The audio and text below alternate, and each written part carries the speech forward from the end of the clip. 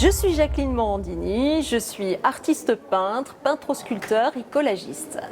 Le premier, évidemment, c'est artiste peintre dont on va parler. Et j'ai un parcours un petit peu particulier parce qu'il y a 20 ans, je commençais à exposer plutôt à l'étranger, dans les pays européens, bien entendu. Et puis, tout ce qui est pays type États-Unis, Canada.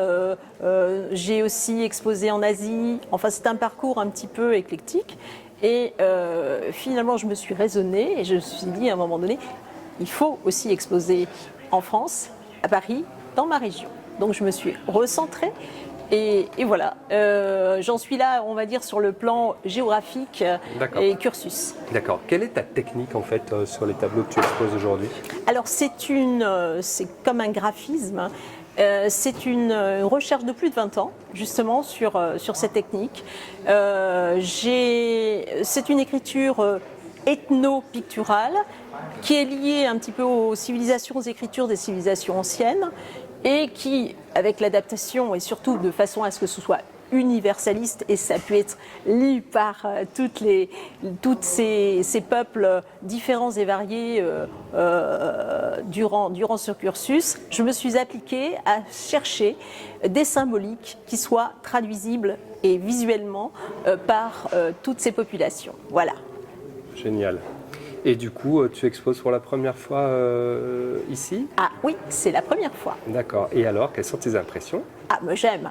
J'étais venue à de multiples reprises sur différents art shows et j'ai aimé l'ambiance, la variété aussi du public qui vient, que ce soit des gens qui viennent même de très très loin. J'ai découvert hier des gens qui venaient du Venezuela directement, etc.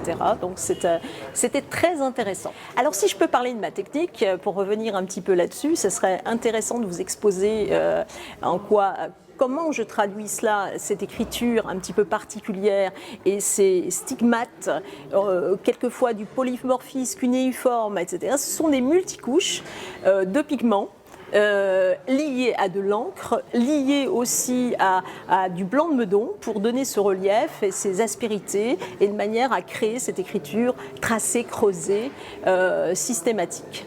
On est vraiment dans le symbolisme qui aussi fait état de l'être humain, de son environnement, de notre planète, en dégageant un message toujours très positif, avec un système de cartouches à découvrir, parce qu'évidemment, même s'il y a une codification des couleurs, une codification, on va dire, du polymorphisme, il y a aussi, évidemment, un petit message discrètement caché par le peintre au sein de ces toiles.